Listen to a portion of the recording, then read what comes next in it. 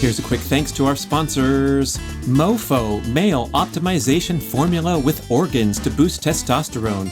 ButcherBox, convenient, affordable, free delivery of the highest quality meat, poultry, and seafood. Bioptimizers, performance supplements like magnesium, probiotics, and more. Beauty Counter, a complete line of safer skincare and cosmetic products. B.rad grass-fed whey protein isolate super fuel, the ultimate performance recovery and longevity drink, and Brad's macadamia masterpiece, mind-blowing nut butter blend. And check out the favorites link at bradkearns.com for my personal selection of favorite products for health, fitness, and peak performance, and great discounts for listeners. And here we go with the show. And so they were sharper, more cognitive, better functioning brains as a consequence of simply walking. And then you go back and sit on the couch over the next 20 years, and your heart and lungs and kidneys, everything works better. Okay, so that's the concept of organ reserve promoting longevity in association with maintaining muscle mass. Be strong and functional and capable the whole time, and then have a very quick demise. 3, 2, 1, and you're on the air. Brad, by yourself in a closet recording studio. Welcome. Hi, listeners. Here comes a great show about fitness suggestions for anti-aging. The critical objective to age gracefully rather than follow in line into the accelerated decline, into pain, suffering, and demise that we see all around us, thinking that it's part of chronological aging or that it's normal. And in fact, it is absolutely not normal. I love the quote from the ageless wonder, one of the paleo forefathers named Dr. Art Devaney. And he says, aging is essentially damage caused by adverse lifestyle practices. Of course, we're going to have a lifespan characterized by somewhat of a decline as the decades pass, but we can kind of recalibrate our notions of what that looks like. One way to do so is to look at the outliers, the people that are doing magnificent athletic feats, even at the older ages. A lot of times we discount that or dismiss these examples as, wow, what a genetic freak. Yes, that really is amazing. But we fail to recognize how important the lifestyle behaviors are, of course, to make the most of your genetics or to minimize your genetic misfortunes. The bad hand that you've been dealt, you can go a long way toward negating that, nullifying that completely with healthy lifestyle practices, including a bunch of fitness stuff we're going to talk about today. Who knows, maybe one day we can dream of following in the footsteps of Lester Wright, who in early 2022 at the Penn Relays, a big track meet, ran the 100 meters in 26 seconds at the age of 100. We have the YouTube video in the show notes, and boy, what an amazing accomplishment. He's had some good luck, good fortune along the way, but also a healthy lifestyle. And next time you go out to your local running track, run a straightaway in 26 seconds. It's not super fast, but it's not slow either. It's not bad at all for age 100. So what a great goal to aspire to. And we've had so many great shows on this topic of fitness strategies, anti-aging. And so we're going to put some suggestions together and give you some marching orders, some objectives. But I'm particularly thinking of the recent show that I did with Dr. Howard Lux, where he talked about the metabolic protective benefits of having muscle mass throughout your life, and also honing and maintaining skills like balance and overall cardiovascular and muscular strength. Dr. Peter Attia, the very first show on this podcast, still one of the most downloaded shows ever, and he's had some great content on his own podcast called The Drive. And one concept that's particularly interesting and appealing is how he says he's training for the centenarian Olympics. So these are fitness goals that he wants to accomplish when he turns 100. And he has a whole list of them. He promises to share them all in his upcoming book. But he mentioned a few. One of them was to be able to climb out of a swimming pool on his own power. So a great lifelong fitness endeavor of swimming laps, right? It's great for everybody, non-impact. You can definitely aspire to still swimming back and forth when you're 100, but then hoisting yourself out of the pool, no small feat. He also mentioned squatting with a kettlebell of a similar weight to a grandchild. So being able to play and frolic with the young ones even when he hits 100. Personally, I'm going to throw down right now and announce that I am going after the record in the 95 and up division in the high jump, which the American record, maybe the world record, but the record right now stands at 0.97 meters. So that's about 3 feet. So on my 95th birthday, if I am capable of jumping into bed without knocking over the bar, I will bag that record unless someone improves it before then, which they probably will. So whatever it is, I'm going after it. And that's what's so cool about the Masters track community is they celebrate getting older and aging up into the next 5-year age group increment. So instead of frowning and saying, gee, now I'm 80, now I'm really old, they're like, all right, now I'm in the 80 to 84. I'm going to kick butt. Look how much slower the times are that we have to go to. Mark Sisson has talked about this so much, and actually one of his favorite phrases, live long, drop dead, represents his life goal, and that is to, of course, live a long lifespan, but be strong and functional and capable the whole time, and then have a very quick demise instead of this dragged out pain and suffering in the wheelchair in the nursing home, or of course the increasing incidences of cognitive decline where the physical body is still out and about, but the mind is gone. And so this all goes hand in hand. There's so much research tying in the correlation between physical fitness and cognitive fitness, including a great study from UCLA that I reference often, where they had 2 groups of seniors, those who walked a minimum of 4,000 steps a day, and those who didn't, and those who walked that modest total, much more modest than the widely bantered about 10,000 steps a day, which is being criticized as being arbitrary and also kind of extreme. I think that represents around 5 miles, and it could be a turnoff for people just trying to bump up their activity from insufficient to modest and adequate. So instead of worrying about whether you hit 10,000 steps or whether you're a failure at 9,300, why not aspire to just bump up your daily step count? And if that does work for you to count, it's so nice how the smartphones and the smartwatches now can give you that total. The Apple Watch has those circles that they want you to close every day. So quantifying your goals, really helpful. And with the UCLA study, those who walked over 4,000 steps a day had larger brains. They had larger hippocampi. They had more brain-derived neurotropic factor known as miracle grow for the brain, the nickname by the Harvard scientists.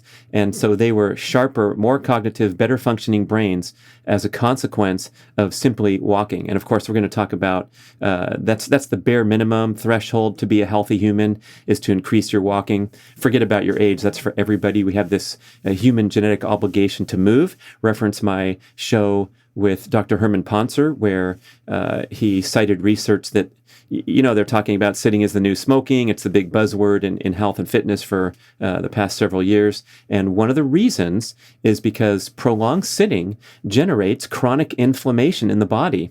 I believe Dr. Poncer was saying, go figure. In other words, we don't have the direct scientific mechanisms for that, except for throughout 2.5 million years of human evolution, the Homo sapiens, was out and about doing hunting and gathering until very, very recently. And it just stands to fact that sitting around is very bad for the human body. We also have research showing that sitting still for as little as, I believe, 20 minutes represents or generates a noticeable decline in glucose tolerance and an increase in insulin resistance. So you get worse at burning fat and start to crave sugar, start to lose cognitive function just from sitting around for brief periods. So the obligation to move more, to take breaks, to walk around, that's number one. But I think we're going to focus more on this show of actually hitting some more advanced fitness objectives where you perform the necessary exercise to maintain muscle mass throughout life. That reminds me of my show with Robb Wolf, one of the epic quotes of all time, where he said, if you want to live longer, lift more weights and eat more protein, end quote. And I think that quote came in the context of all this talk and this fascination with fasting and low carb and keto and calorie restriction and time restricted feeding to prompt longevity. And as we've learned from my recent show with Jay Feldman, Energy Balance Podcast, and my 4-part series of reflections on the energy balance concepts that were presented by Jay in our interview, we can easily spin this out of context and into the inappropriate application of these insights that fasting is going to help you live longer and skipping meals is 100% awesome all the time. Robb weighs in with that counterpoint that you want to fuel yourself appropriately with nutritious foods, and then you want to work hard, be active, increase your baseline level of activity, and then if you do want to live longer and live longer in a graceful, functional manner, lift more weights. And of course, eating more protein is a nod to the validated research that as we age, we become less efficient with protein synthesis, such that those in the senior category need more dietary protein. We have an increasing need for protein as we age, and we might also speculate that seniors might have a tendency to consume less protein. I don't see them buying a lot of jugs of whey protein supplement like the young bodybuilders and fitness freaks, but it's something to think about. And as I develop this protein product and bring it to market, it's not going to be targeted directly at the muscleheads, but more at a broad audience, especially those of us in the older age groups who still want to be functional and perform and recover. So needing more protein, needing more basic movement, and needing more weightlifting. And it doesn't have to be a turn your life upside down and turn into a gym rat. My great show with Dr. Doug McGuff, author of Body by Science, contends with great scientific reference that simply going to the gym, a single workout consisting of 5 exercises on machines once a week is enough to generate increases in muscle strength. It's not enough to make the NBA or make the Olympics or pursue advanced athletic goals in the various sports. But in terms of isolating this single objective of getting stronger muscles, you can do these 5 compound movements and progress really nicely. The same concept is applied with the Osteostrong Program, which is a chain of specialized fitness facilities catering to seniors, those interested in preventing bone loss. And the protocol is to go just once a week and perform 4 compound exercises where you're working the major muscle groups of the upper and lower body. And it's a single rep. It's a single effort to maximum at the Osteostrong. And in the Body by Science protocol, you are going into the gym on the machines because they're safe, and that makes it open to everyone. You don't have to hoist around the plates, but you go to do the chest press, the overhead press, the lat pull down, the seated row, and the leg press. And you do 1 set of each one until total muscular failure, and you go at a very slow cadence up and down. So you put the time under tension, as they say. You increase the time under tension for the muscle. And believe me, it is a very difficult workout, even though it only takes 12 minutes. But you are performing the set, you're resting a little bit, then you're heading to the next machine, performing that single set where the reps are really slow, and that last rep is probably going to be a half rep because you're going until complete muscular exhaustion, and that is sufficient to trigger strength gains. And I've been fooling around with this for, perhaps 6 months or so since I interviewed Dr. McGuff and read the book and really became convinced that this was a great strategy and a winning strategy for an athlete like myself who's doing specialized workouts in the sports.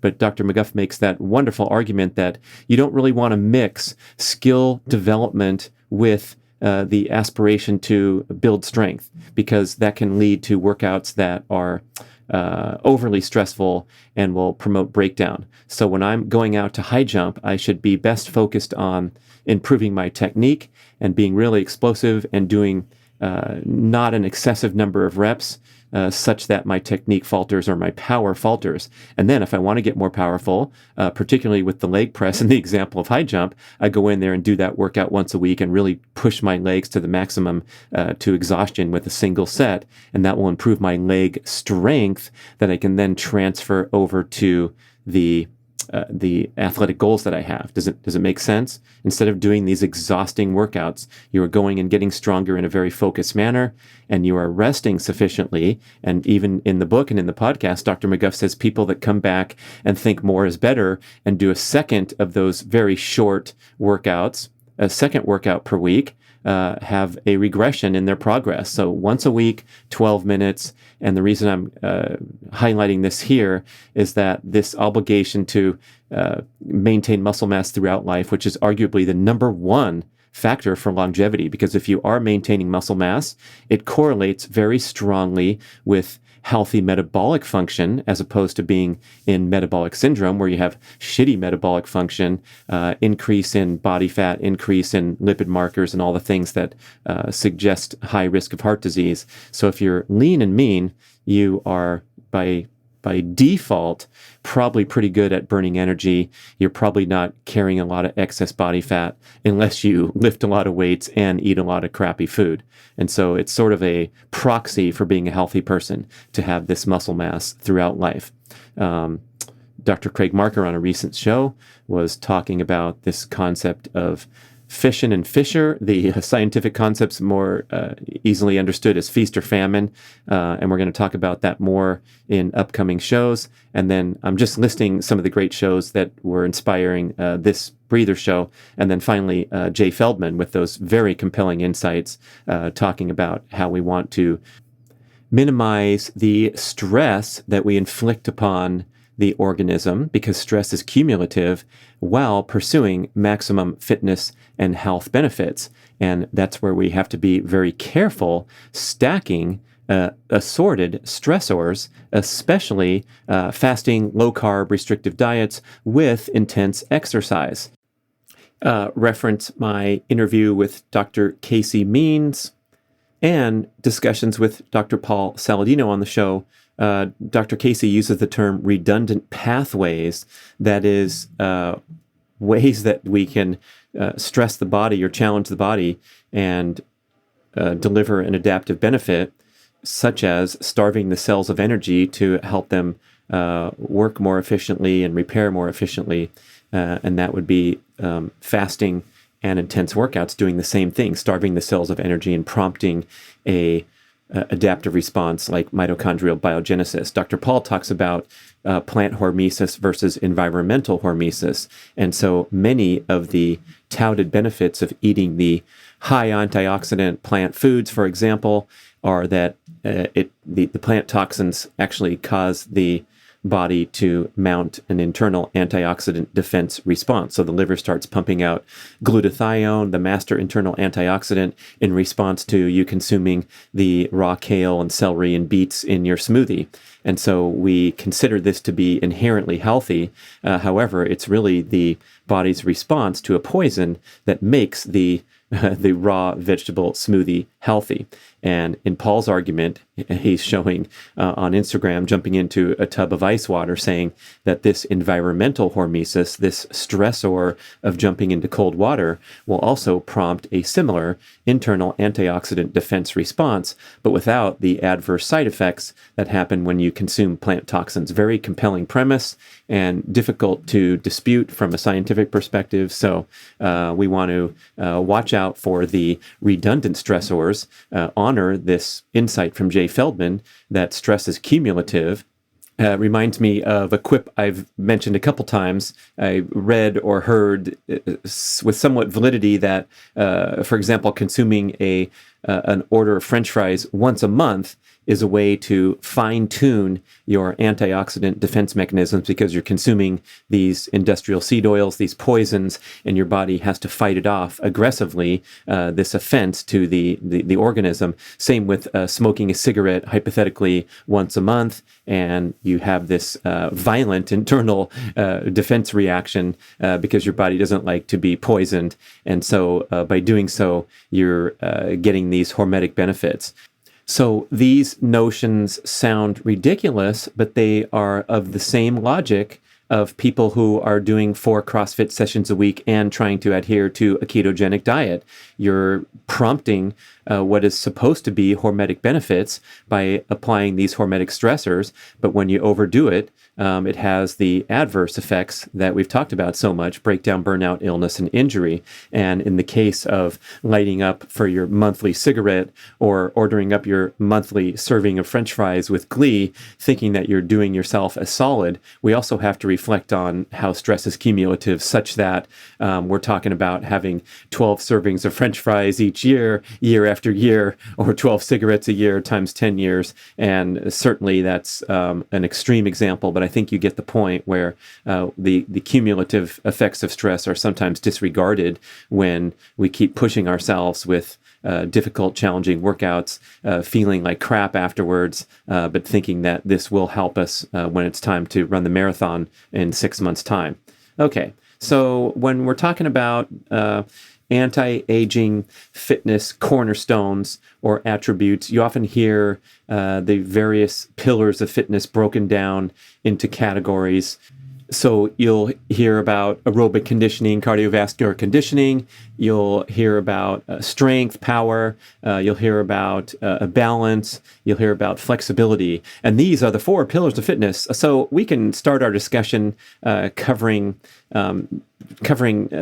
topics into categories, but I don't think it's necessary or a good idea to isolate them because there's so much crossover. But we'll start out by talking about aerobic conditioning, cardiovascular conditioning. We'll talk about resistance exercise, building strength and power, loading the muscles. We'll talk about high intensity exercise like sprinting, and then we'll also talk about this catch-all outside category that we might describe as balance / flexibility / mobility, that kind of stuff. But the aerobic conditioning, which has been bantered about as such an important cornerstone, a pillar. You hear this term zone 2 all the time. Everybody's using the terminology zone 2 exercise, which is conveying a mild, comfortable pace for sustained cardiovascular workouts. Why not just call it comfortably paced aerobic exercise instead of a zone? What zone? I don't know no zones. Maybe I predate all this fancy talk, but the aerobic conditioning is clearly an important fitness attribute. However, it is now clear and undisputed that you will get an aerobic conditioning effect, a cardiovascular training effect from all manner of exercise, even stop and start activities like being a tennis player or even going into the gym and doing some high intensity strength training with a lot of rest between efforts. Your cardiovascular system is working well beyond resting rate. And so this idea that we have to go out there and plug along at a steady pace for long duration in order to check this box should be strongly second-guessed. Now, if you want to go and complete an event, a competitive event, you must approximate the challenge of that event in training. So you're not going to excel in a marathon run by hitting CrossFit 4 times a week and doing a lot of box jumps and rope climbs. It'll help contribute to your success if you integrate various workouts properly. And I think that was the message behind Brian McKenzie's CrossFit endurance movement, where he was looking at these endurance athletes that were just shuffling along in a forward direction and wanted them to become more broadly competent athletes. However, back to my argument here that aerobic conditioning is of course essential, but it will come in all manner of fitness activities. And you can look on my YouTube. We'll put the link in the show notes. The title of the video is Jogging 2.0. And this was an epiphany I experienced in recent years where after decades of starting my day, most days, going out for a slow, comfortably paced jog with the dogs, I started to get bored and second guess the necessity of doing this. It's not a tremendous fitness feat to go out there and plod along for 30 minutes in a straight ahead direction. We know about all the drawbacks of doing excessive cardio, but of course I was very careful to keep my heart rate in a very comfortable zone, and it's certainly better than sitting at home. But with my more sophisticated athletic goals, like wanting to be a sprinter, a high jumper, a speed golfer, I started to integrate some different challenges into this steady state cardiovascular workout, such that I would do jogging, of course, and then chunks of drills and skills and balance moves and lunge walks and jumping up and down off the bench and all the things I show on the video. And that would be followed by a recovery period of just walking. So instead of just jog every single day in a straight line, I would have a workout that looked more like jogging, some drills, some challenges, some walking to recover, some more jogging, some more drills, some more walking, and mixing it up a little bit, and certainly not compromising my aerobic conditioning in any way, but in fact, broadening my fitness competency. And so big plug for kind of looking further to a bigger perspective than just needing to get on that stair climber at the gym and watch CNN for 45 minutes and go back and check the box. It might be more fun. It might be more beneficial overall to mix up your workouts and integrate some other stuff. However, in this category of cardiovascular exercise also goes general everyday movement and that compelling obligation that we have to increase all manner of general everyday movement. So go ahead and do your morning jog if you enjoy it and you're training for a competitive event. Of course, we got to put in the miles in that case. But otherwise, think about those 5-minute walking breaks from prolonged periods of stillness as essential, and perhaps more essential than a single 30-minute or hour walk every day trying to get your 10,000 steps, or your jogging session every day trying to keep your mileage high. Instead, it might be more beneficial just to move more and do little bursts of activity here and there, including micro workouts, which we'll talk about shortly. And so this cardio objective should be seen in a broader perspective than just counting your zone 2 hours up. Okay, now we will move into resistance exercise. The best form, especially if you're tiptoeing in this direction, thinking like, yeah, I should get my game going in this area, this category. We want to focus on full body, functional, compound movements. These are things that recruit a lot of muscle groups and joints, and the opposite would be an isolation movement, such as picking up a dumbbell and doing some bicep curls while you're just standing there. So a full body functional compound movement, the bread and butter, the best are the deadlift and the squat, because when you do both of those, you're also recruiting a whole bunch of upper body activity and putting the joints into challenging functional positions to enhance their mobility, strength, flexibility, all that great stuff. So you're hitting a whole bunch of fitness objectives with a single move, such as picking up the weight off the ground in the case of the deadlift. And so that's what Dr. McGuff's Big 5 workout is all about. It's like if you draw in red, color in red, which muscle groups are being used for those 5 workouts, you're looking at all the major muscle groups of the body. Same with Osteostrong. There's 4 machines, 2 upper body and 2 lower body. And to get through the gauntlet of the machines, you are, again, stimulating every major muscle group in the body.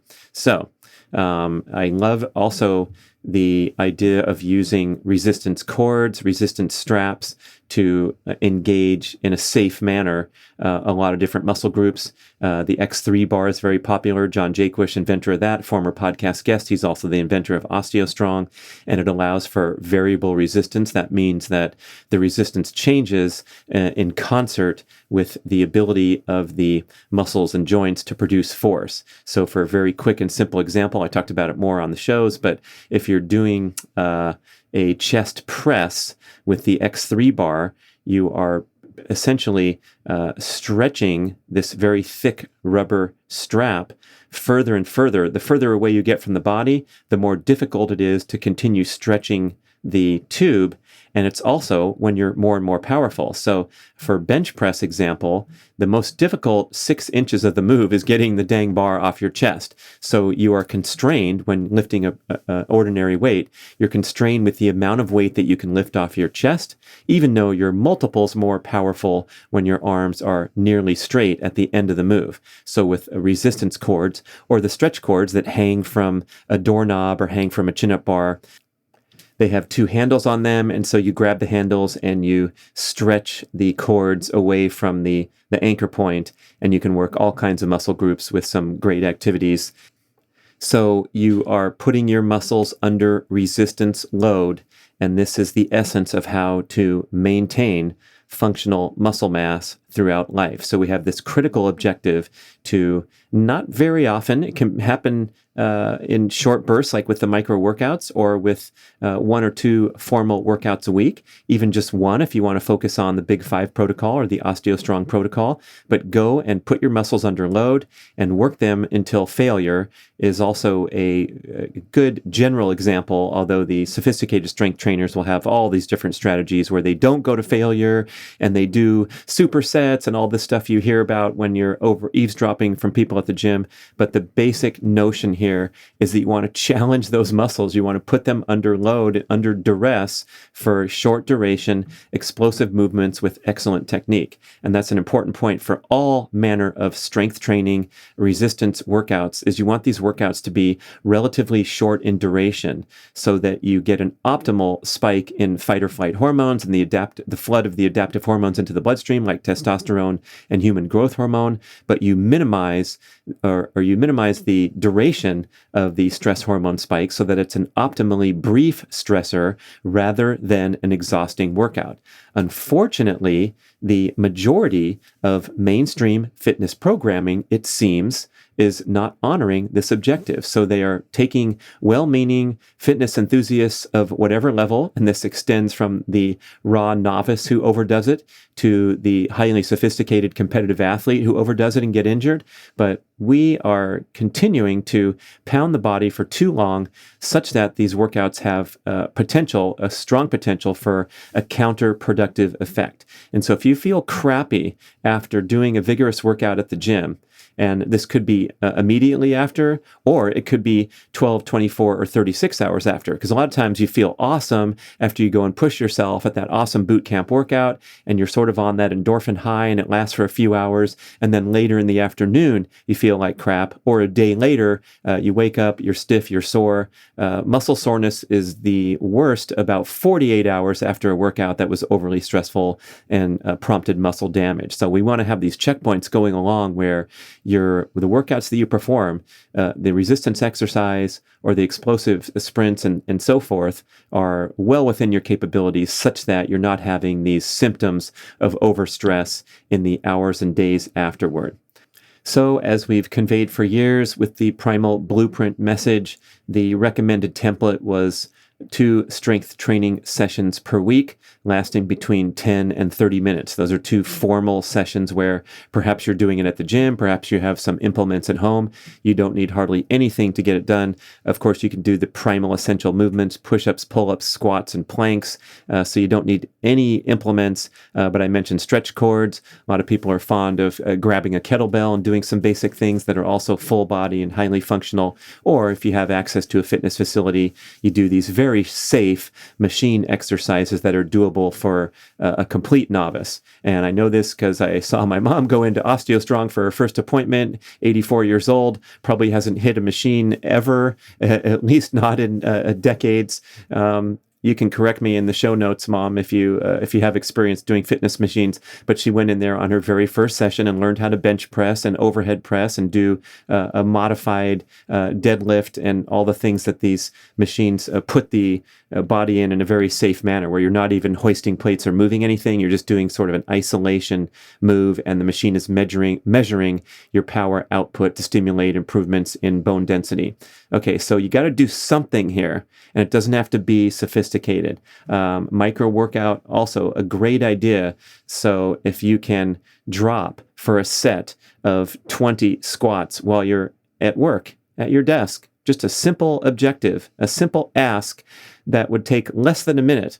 But bending down and perhaps sitting into the seat of a chair if you're a novice, and then standing back up. So you're sitting down, standing up, sitting down, standing up. And if it seems like a silly fitness objective, let's recognize that this is one of the more difficult and more dangerous moves of the senior citizen, which is often succumbing and to eventual demise due to the instigating event of a fall. So falling is this huge risk. It's been identified as the number one cause of injury and death in Americans over age 65. And it's really falling and related consequences of demise. So people aren't falling and dying on the spot. They're falling, breaking their hip, being hospitalized, being immobile, and then their metabolic function starts to decline precipitously because they're stuck in bed. And then they're so weak and their organ function declines so much that they will succumb to pneumonia eventually, or something that could be traced back to when everything started to fall apart on the day that they fell, and then they were no longer walking around the neighborhood every day or doing their other daily movement activities. And I should also, as we're talking about the benefits of maintaining functional muscle mass throughout life, perhaps the main one, and the reason that we can get away with calling muscle mass the number one longevity objective, is that it's strongly correlated with organ reserve. And organ reserve is a concept that describes the functional capacity of your organs to operate beyond their baseline function. And so building up a reserve so that your organs are stronger to handle, for example, some sort of trauma or challenge like a surgery or an illness, getting COVID. We've seen a lot of misfortune in those who were metabolically unhealthy and succumbed to COVID. I don't like to talk about it on my show because it's so controversial and exhausting. However, I believe there are accurate stats that 80%, 86% of COVID deaths were among a population who came into the condition with obesity as a comorbidity, a confounding factor. And so that's a pretty heavy stat. Hopefully I'm somewhere near accurate on that. But if you are healthy, then you can manage all kinds of affront to acute problems because you have good organ reserve. And of course, organ reserve is built because when you go and do a workout, and you, even if you're doing bicep curls or doing the Big Five workout or jogging around the block or sprinting around the block, you're asking your heart, your lungs, your kidneys, your liver, all of those to step up their game and work way beyond baseline capacity, because the liver has to dump nutrients into the bloodstream, the kidneys have to filter, help you hydrate and filter water, the lungs are working, the heart's beating, and then you go back and sit on the couch over the next 20 years, and your heart and lungs and kidneys, everything works better. Okay, so that's the concept of organ reserve promoting longevity in association with maintaining muscle mass. Some interesting points by Dr. Lux in some of his articles on his website, and I'll direct you to those. They're really informative. But he argues, especially for longevity and to reduce your risk of falling, you want to work on those important muscles in the lower body, the thighs, the calf, the glutes. These are the largest muscles and will have the most significant impact on our metabolism as well, because they burn so much energy.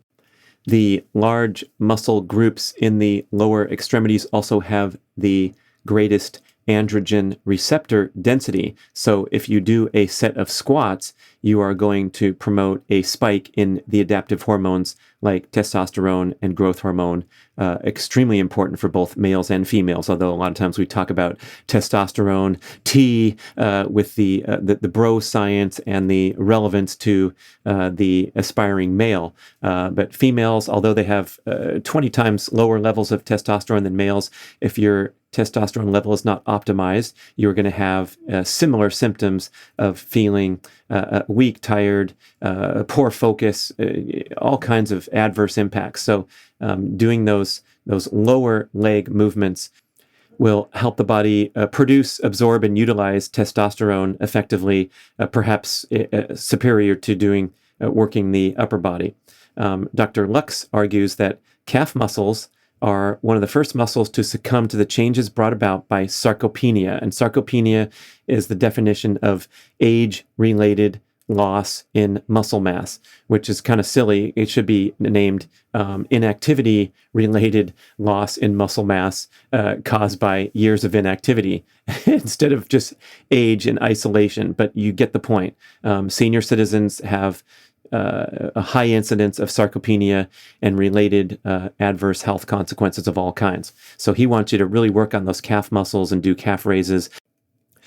Isn't that interesting? Because I've been chartered with increasing my attention to calf strengthening and stretching because I keep getting injuries and nagging aches and pains down there in those very sensitive muscles. Aren't they the most sensitive muscle, especially when they're sore and you touch your calf and it hurts just to poke it with your finger? So get on those machines where you can do machine-related raises or just going up and down on your toes, allowing the heels to drop beneath flat. So if you're on a stair, right, you put your toes, the ball of your feet, on a stair and then lower down below the level of the stair and then back up to your tippy toes. And you can just do basic sets like that. And when you get good, you can do single-legged so that lowering portion, one leg will absorb that eccentric load.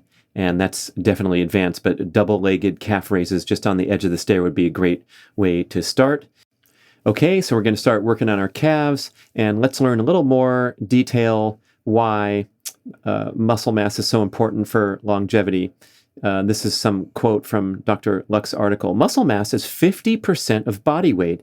Muscles help us control our glucose levels. That's because the muscles will take up a lot of glucose. They'll soak up a lot of glucose, rendering sugar bombs much less offensive, especially after workouts. Dr. Kate Shanahan says when the glycogen suitcases are open, a carb bolus, a big intake of carbs, is not at all harmful because the first objective is to restock glycogen. So that is when you have your free pass to go and enjoy carbs. And of course, nutrient-dense carbs would be, and easier to digest carbs would be much more advisable than going to 7-Eleven and getting a Slurpee after your workout.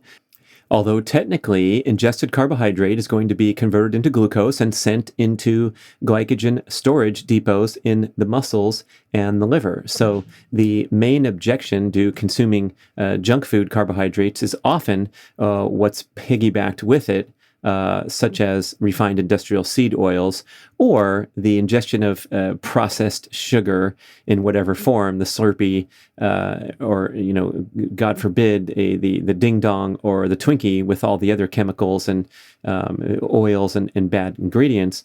But the objection of consuming processed sugar would be how it might compromise your gut health. Jay Feldman talked about the production of endotoxin in the intestines and the adverse health consequences of consuming junk food of that nature. But generally speaking, if you're out there on a 100-mile bike ride and you're slamming down the energy gels and sugary drinks, it's going to help you get through the effort if your digestive system can handle it. And then afterward, you're going to restock those glycogen tanks and not be concerned about how many calories of carbs versus your daily scoreboard if you're trying to count macros and things like that. Anyway, back to the quote from Dr. Lux. Muscles help us control our glucose levels. They use glucose as fuel, and they have a role in insulin resistance and type 2 diabetes. They improve insulin sensitivity when you have functional muscle mass, the opposite of insulin resistance. Back to the quote, loss of muscle mass, sarcopenia, contributes to poor health outcomes, fatigue, loss of function, disability, fall risk, frailty, and death. The changes that occur to our muscles as we age are profound and can have a dramatic effect on our health. Guess what, listeners of all ages? Muscle mass starts to diminish as early as age 38, and in your 60s, the decline accelerates dramatically. here's some good news about being active when you're younger. We send genetic signals that make a big difference to aging gracefully later. And it's easier to build and maintain muscle mass when we do so throughout life. But if you've had some bad decades of your track record, you were inactive, whatever, it's never too late. Quote from Dr. Lux, we have tens of thousands of genes in our DNA. Not all of them are turned on. Exercise leads to some of those genes being turned on. This is called an epigenetic change, a response from environmental influence to influence genetic function. And those genes might decrease your risk of cardiovascular disease, insulin resistance, premature aging, neurocognitive decline, and so on. Sarcopenia is the decline of skeletal muscle tissue as we age, one of the most important causes of functional decline and loss of independence in older adults. The causes are hormonal changes, chronic inflammation, we talked about before, from sitting around too much, sedentary behavior, chronic illness, and poor nutrition. Obvious. So we want to take that fork on the road and head over in the direction, especially of resistance exercise. Muscles will respond to load or force regardless of your age, quoting Dr. Lux's article.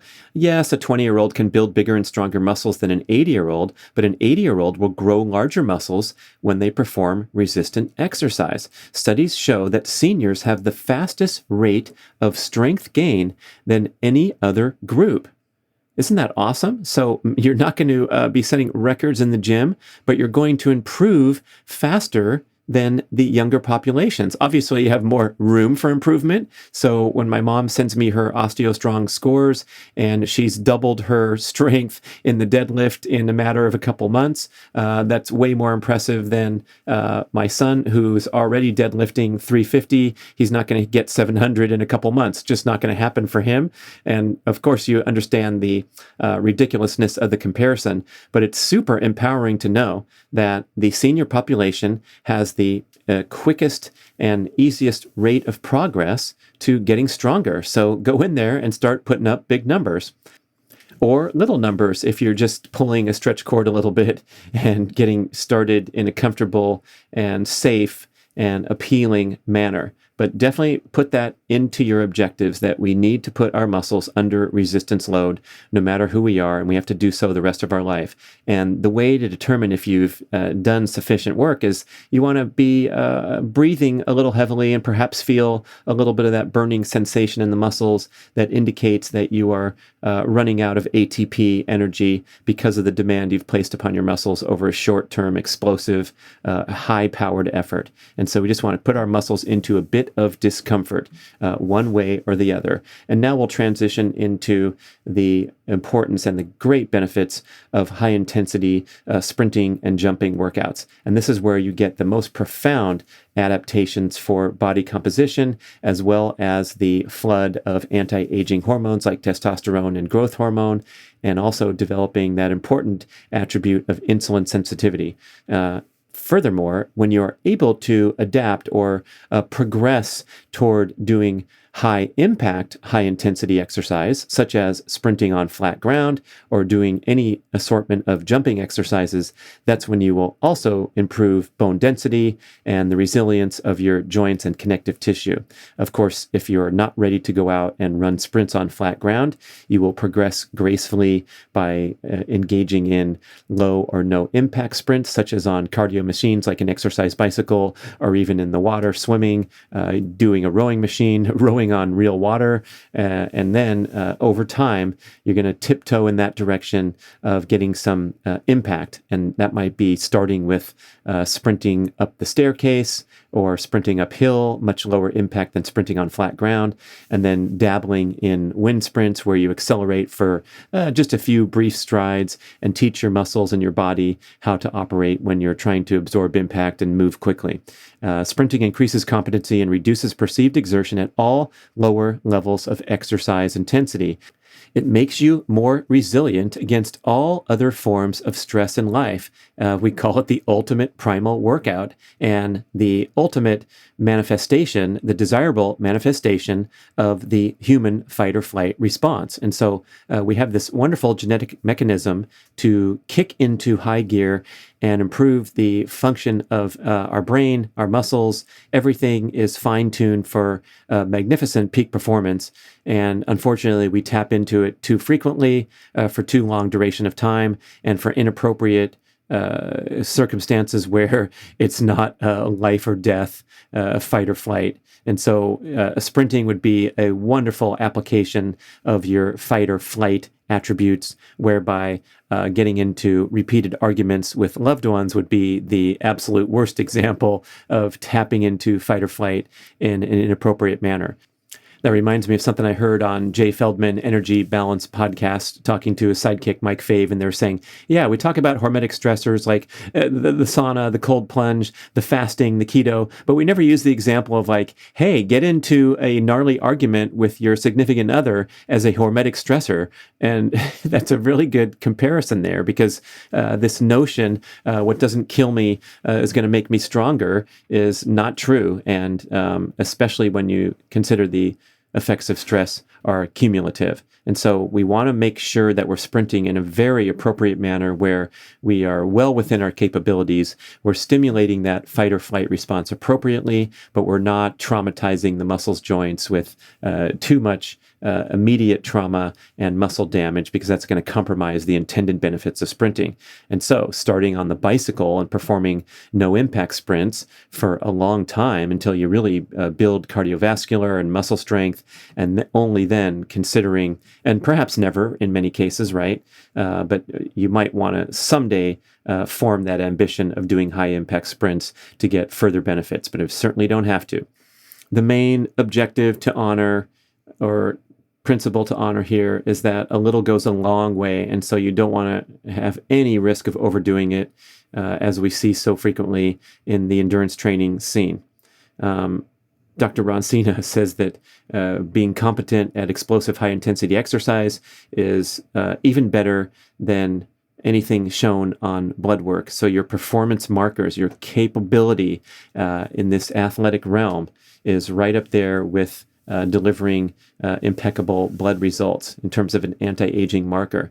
The great study performed by the Cooper Institute in Dallas, Texas, they were the creators of the term aerobics and launching the aerobics movement back in the 60s with Dr. Kenneth Cooper's best-selling book, Aerobics. They performed a study asserting that one's time in the mile run at age 50 is a outstanding predictor of longevity and your ability to make it till your 80s feeling strong and competent and healthy. The study revealed that those at age 50 who were able to run 8 minutes mile for male and 9-minute mile for female had a dramatically increased propensity for long, healthy life versus those at age 50 who were unable to break 12 minutes for the male or break 13 minutes for the female. They were dumped into the high-risk category, and they had much worse outcomes trying to get to the 80-yard line, the 80-year mark in good health. Obvious, again, and there's correlating studies that track grip strength, squat competency, push-up competency. There's a famed firefighter study where they tracked the push-up competency of the firefighter, and those who could do less than 4 were in deep trouble as far as aging gracefully, and those who could do more than, I think it was 40, were in the superior category. I had my show with Chris Hinshaw, the former Ironman triathlete compatriot of mine, and now a prominent coach in the CrossFit scene. His operation is called Aerobic Capacity, and he argues for the importance of developing the disparate skills of being competent in the mile run as well as in the 400-meter dash. And this is working of different energy systems and having a healthy or a respectable comparison between those two performance markers. And he wants to see mile time around 20% slower than a 400-meter time. And that represents that you are a complete athlete in a manner of speaking. And let's address those extreme endurance enthusiasts who might be able to run a respectable mile, and then you ask them to run an all-out 400 meters, and they haven't been trained for that. They haven't developed those energy systems or those muscle enzymes or the things that need to get up on your toes and fly around the track. And so there's the deficiency there that Chris Hinshaw would like to see you improve by perhaps introducing more training specific to 400 meters. And then on the flip side, someone who's competent at 400 meters, but can't turn in a mile time that is in that realm, that's going to be an area, a needs to improve area if you're striving for broad-based athletic competency. Interestingly, on a personal note, I've been focusing so much on sprinting that I've lost a lot of my endurance, and so my ratio is probably inferior today, where my 400 time, if I can run around a minute for 400, I should be able to run around 5 minutes for the mile, but there's no way I can do that. And so that would mean I'm deficient in the endurance sense for the first time in my life. So something to think about, and I am thinking about it. And I'm also contending that it's difficult to train those disparate skills. It's a real challenge to get good at sprinting and put in those workouts and recover from those workouts while also trying to maintain respectable endurance base so you can perform in an endurance goal like the mile run. But back to a general discussion of your athletic competency. Can you jump up in the air and land on the ground safely and efficiently? Can you go to an uphill and push yourself to go for maximum speed for 30 seconds on an uphill incline? So not asking you to pound your legs or do anything risky. It might be a fast walk, but get out of breath and go until you feel those legs burn. And can you do that right now, or have you not seen that since a gym class decades ago? And similarly important, could you, if asked, complete a 2-hour hike in the mountains, or perhaps could you complete a 5-hour hike? Because we probably also want to have that feather in our cap where we're competent across a variety of fitness challenges that directly correlate to health, anti-aging, disease protection. With sprinting, though, it takes so little time that, again, and going back to the original Primal Blueprint, fitness objectives that are extremely time efficient and within reach of everyone. So we're asking on the Primal Blueprint recommendation, it was one sprint workout every 7 to 10 days, where the high intensity efforts are cumulatively very short in duration. I've talked about the optimal sprint template inspired by Dr. Craig Marker, the HIT versus HURT commentary, and the optimal template for just about everyone, unless those of us are training for specific track and field events where you want to do specific workouts. But just to become competent in sprinting and get the maximum benefits, the maximum return on investment for minimal stress, what you want to do is between 4 and 8 repeats of a sprint lasting 10 to 20 seconds. That's the sweet spot for maximum fitness stimulation with minimal cellular destruction. So it's 4 to 8 sprints of 10 to 20 seconds with a 6-to-1 rest to work ratio. So if you're sprinting for 10 seconds, you're going to rest for a minute. If you're sprinting for 20 seconds, you're going to rest for 2 minutes between those, and you're going to do 4 to 8 until you notice any decline in output or technique, and then your workout is over.